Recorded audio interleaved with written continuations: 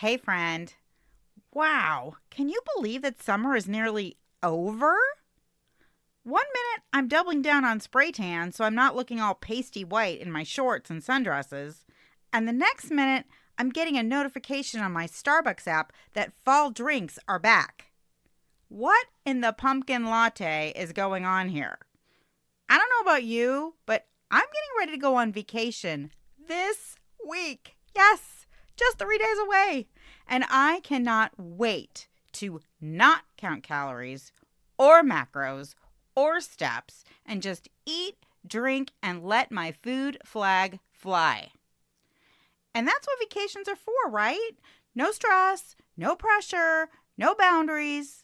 Well, maybe having a little boundaries is cool, especially if you're traveling to a foreign country, because they got different rules over there, y'all. But you know what I'm talking about. When I go on vacation, I want to have lots of options, but no hard and fast rules. It's one of the few times in my OCD life where I actually get to be a little spontaneous. Go where the wind takes me.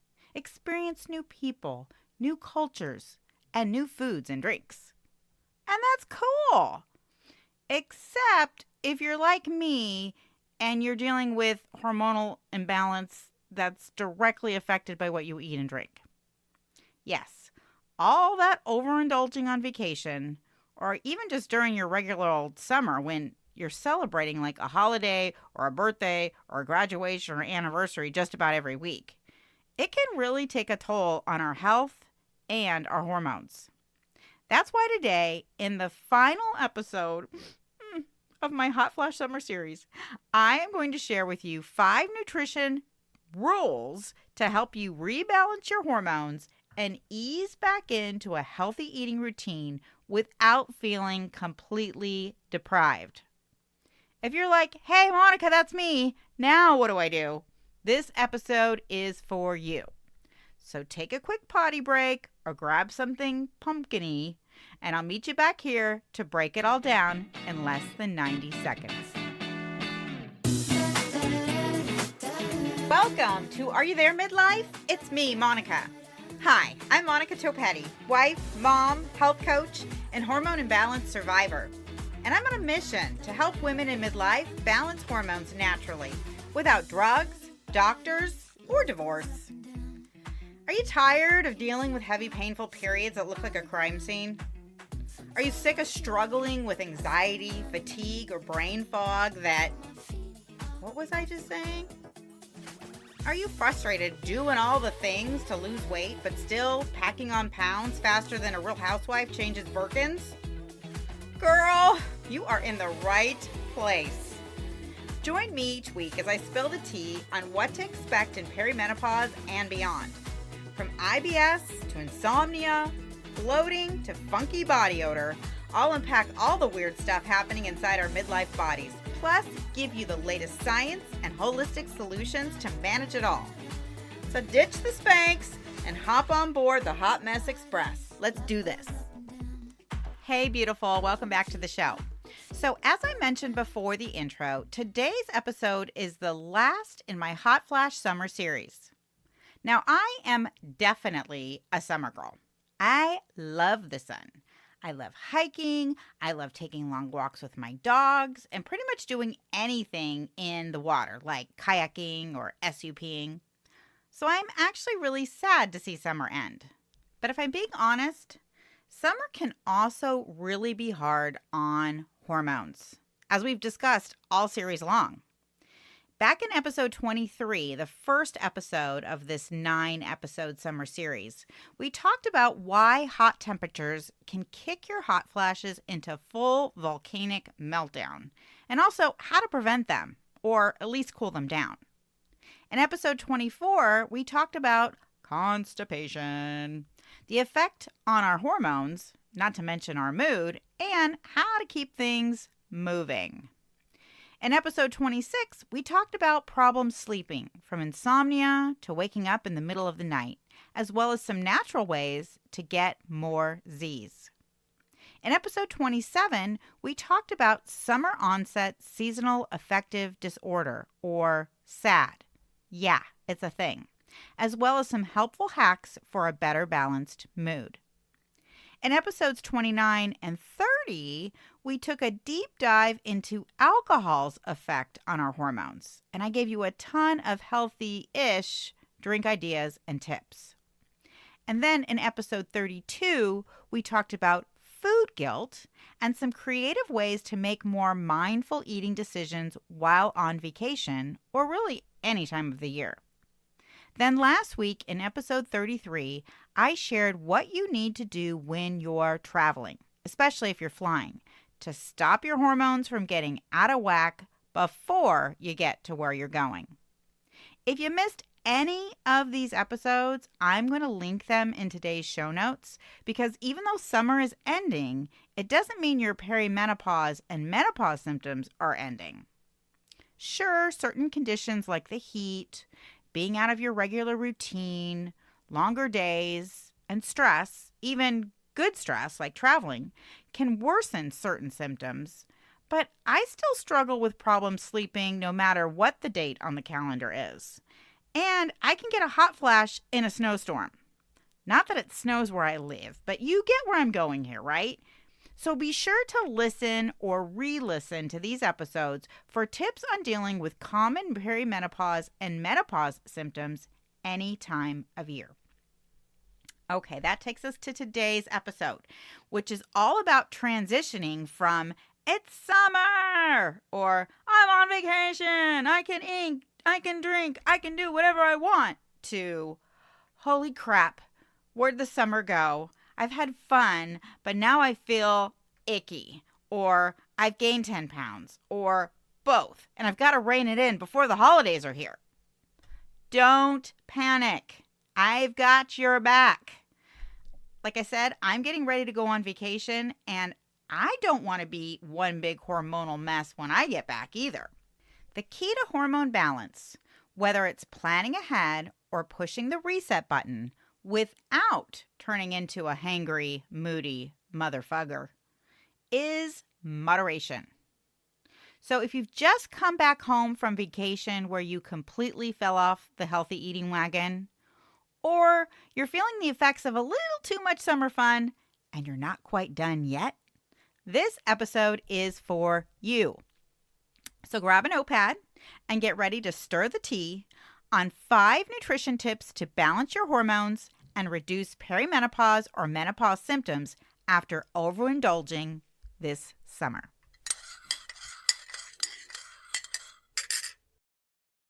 Okay, so these first couple of tips are all about what we can do before we ever sit down at the table to eat. Nutrition rule number 1 is check your mindset. Check your mindset. So the key to making better food choices happens before our fork even hits the plate. It's this idea that certain foods are good or bad, and that during summer or on vacation or when we're eating out or celebrating, we have a right to be bad. First off, we have to ditch this whole idea that foods have personalities, that they can be absolutely good or bad, like some character in a Disney live-action movie. Foods can be healthy or unhealthy when we look at their nutrients or lack of nutrients and how they are cooked or prepared. But even unhealthy foods aren't bad. They can just result in some undesired effects like weight gain, unstable blood sugar levels, gut pain, or inflammation. Also, some foods may be healthy for some people, but unhealthy for you. This is especially true if you have a hormonal imbalance, which can make you more vulnerable to food sensitivities.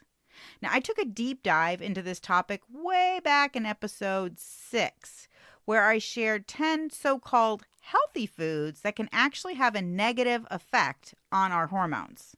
I'll be sure to link that episode in today's show notes as well. But here's the bottom line. When we have the mindset that we must earn good foods or make up for enjoying bad foods and having too much fun, we create this large pendulum swing of out of control, screw it eating while on vacation to absolute restriction before and after that negatively affects our metabolism, our mood, and our hormones. So if you went off the rails this summer or on your summer vacation, make peace with it. Let it go and try to find the balance moving forward. Nutrition rule number 2. Review menus before picking a restaurant. Okay, so unless you live in some rural town 30 miles or more from the nearest restaurant, eating out or even getting takeout is probably something you do every once in a while, if not regularly. And there's nothing wrong with it.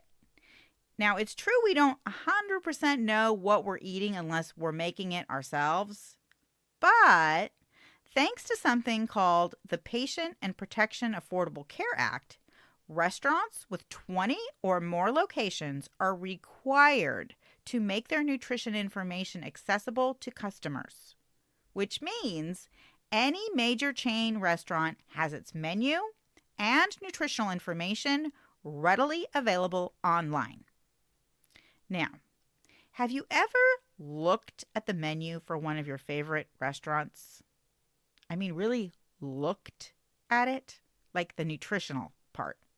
It's pretty eye-opening, right? Someone once told me the quickest way to lose weight is to just stop eating out.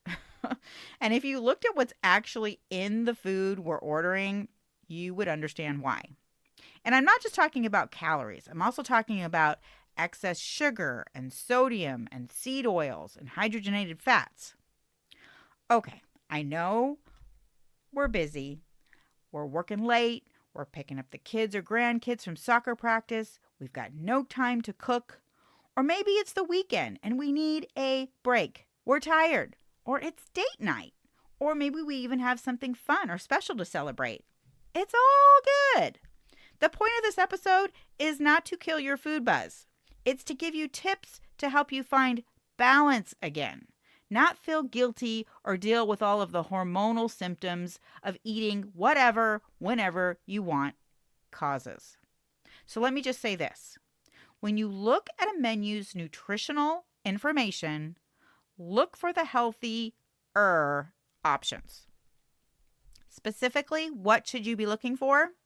Number 1, protein content.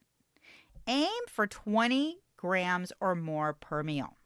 Why is this important? Because protein increases our satiety or fullness and slows down our blood sugar response. And that helps keep our hormones in balance. Yes, fat content is important in general, but a nutritional menu isn't going to tell you whether the fat you are eating is a healthy fat, like those found in fish, olives, nuts, and avocados, or whether it's an unhealthy fat.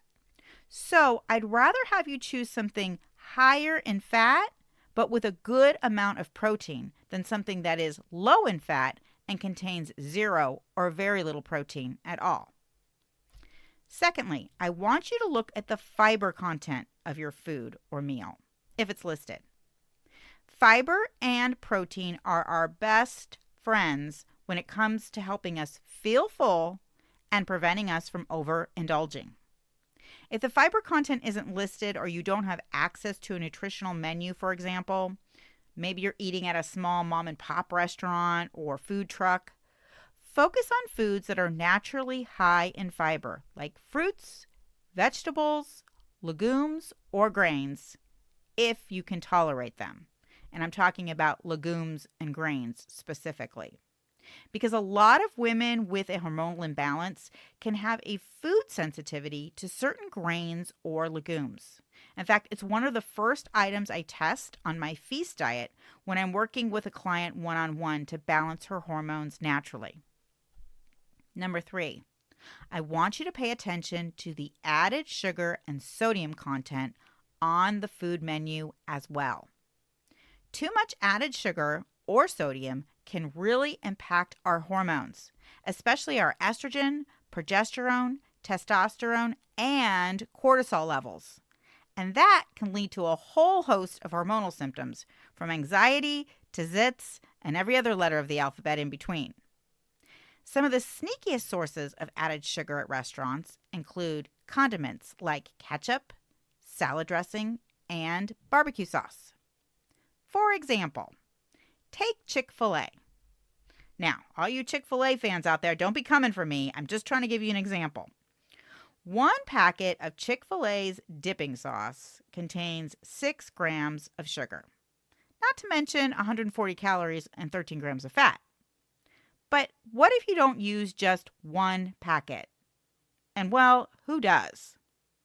That can really add up, especially since the American Heart Association's recommendation is to keep our daily added sugar to about 25 grams a day. You could almost hit that with just 4 sauce packets. On the flip side, some of the sneakiest high sodium sources at restaurants are breads, salads, pizza, and sandwiches. For example, a 6-inch buffalo chicken sandwich at Subway contains 1,380 milligrams of sodium. And an order of KFC popcorn nuggets contains 1,820 milligrams of sodium. Keep in mind the AHA's ideal recommendation is 1,500 milligrams of sodium per day. So if you're not looking at nutritional menus, you could easily eat your entire sodium allotment in a single meal. Okay, so far we've talked about having the right mindset, looking ahead at restaurant menus, and paying attention to nutritional information before we even sit down to eat. I'll be back in just a minute to share 3 more tips to help you enjoy your meal without sabotaging your hormones. But first, I want to do a quick end of summer check-in. How are you feeling? No, I mean really. It's okay. You can be honest. Did you maybe go a little cray-cray over the summer and just haven't quite been able to recover? Maybe you're feeling like something is still just off, even though you've been trying to eat really clean and exercise more, and you even have given up your evening glass of wine temporarily. Or maybe your period, sleep cycle, or mood seems completely out of sync, and you've noticed you've been snapping at the kids or getting into arguments with your hubby more. If you're a woman between the ages of 35 and 65 and are dealing with perimenopause, menopause, or postmenopause symptoms that are impacting your mood, your energy, your productivity, maybe even your weight, you may have a hormonal imbalance. And contrary to what your doctor may be telling you or what your lab results show, it's not normal. It's not just part of getting older. And you don't have to just suck it up, Buttercup, and deal with it. You can balance your hormones. You can alleviate your symptoms. And you can get back to feeling like you again, naturally. And it all starts by clicking the link in today's show notes and taking my free hormone quiz. It's developed by 3 functional medicine doctors, and it uses something called hormone symptom profiling to evaluate your age, menstrual cycle, and symptoms for 7 of the most common hormonal imbalances in women in midlife. It's quick, it's easy, it's scary accurate, and best of all, it's going to give you the clarity you need to finally understand which of your hormones are out of whack so you can start feeling better, looking better, and living your best life.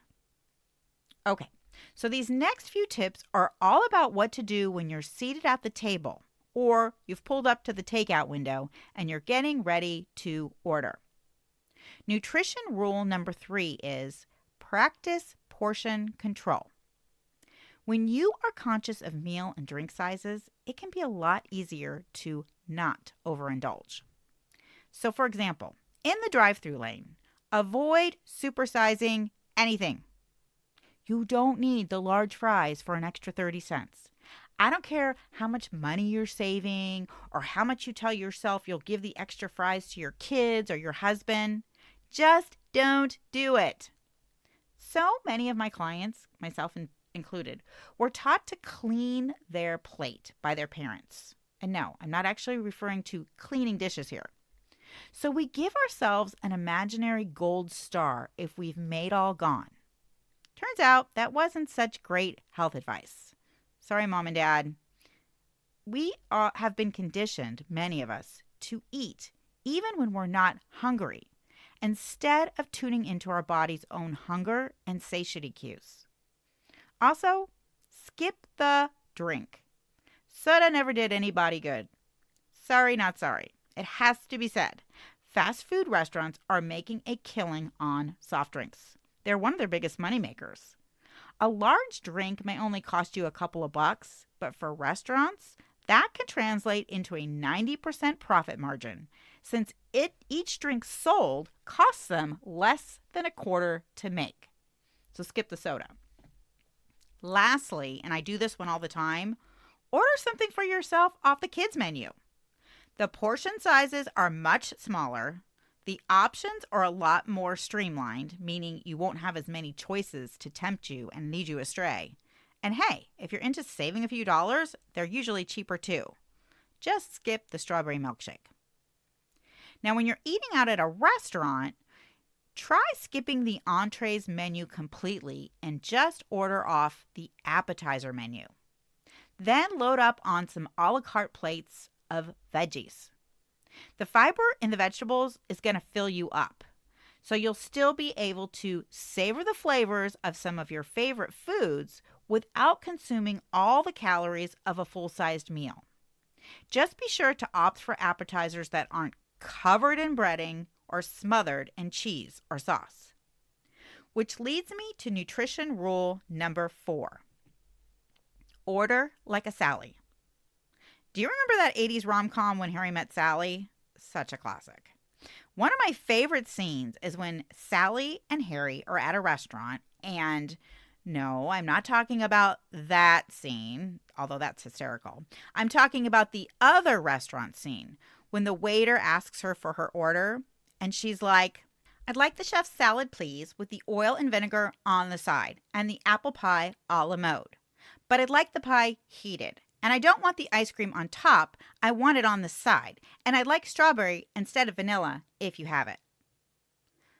Ladies, that's how you should be ordering your food at a restaurant. Because, spoiler alert, you don't have to order the food exactly the way it's described on the menu. For example, you can ask for your chicken or fish to be grilled or poached, not fried. You can ask for your buffalo wings to be served without breading. I do it all the time. You can ask the chef to not use butter and to only use olive oil instead of seed oils if he has it.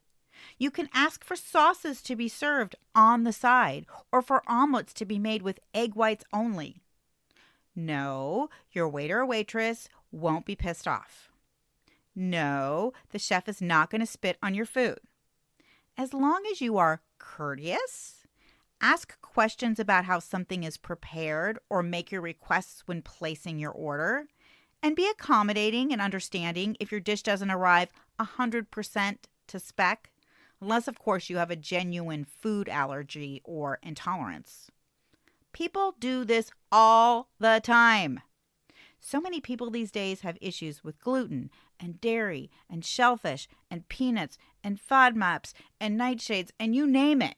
Food reactivity and inflammation are the cause of so many chronic diseases today. And one more thing. Feel free to bring along your own salad dressing or bottle of coconut aminos, which is a great substitute for soy sauce, by the way. I do this one all the time too. One of my favorite things to do is go out to eat sushi. Now, I don't eat the rice because I'm reactive to it, so I order my rolls protein style, and then I bring along my own coconut aminos in my purse. There is no reason you can't enjoy your favorite foods if you just make small adjustments to eliminate any reactivity. Which brings me to my last nutrition rule number 5, BDD. So BDD stands for bread, drink, dessert. Typically, these are the 3 categories of food extras when you go out to eat where we can really go off the deep end. And that can have a big impact on how many calories we wind up consuming, spikes in our blood sugar, and even the effect on our hormones. There's no reason why you can't say no to the bread basket, a glass of wine, or something sweet besides fruit after your meal. But if you're practicing mindful eating and you don't want to be too restrictive, pick just one, preferably the one you've really got a craving for, and enjoy it without guilt. Because, as I mentioned at the beginning of this episode, when we stop seeing food as bad, we take away its power. And reclaiming your agency to make healthier decisions when it comes to your nutrition is how you begin to swing the pendulum of hormonal imbalance. So there you go. 5 nutrition rules to rebalance your hormones and reduce perimenopause symptoms after overindulging this summer. Next week, I'll technically be on vacation, but I'll be back here next Tuesday to share another episode of Hormone Hot Topics.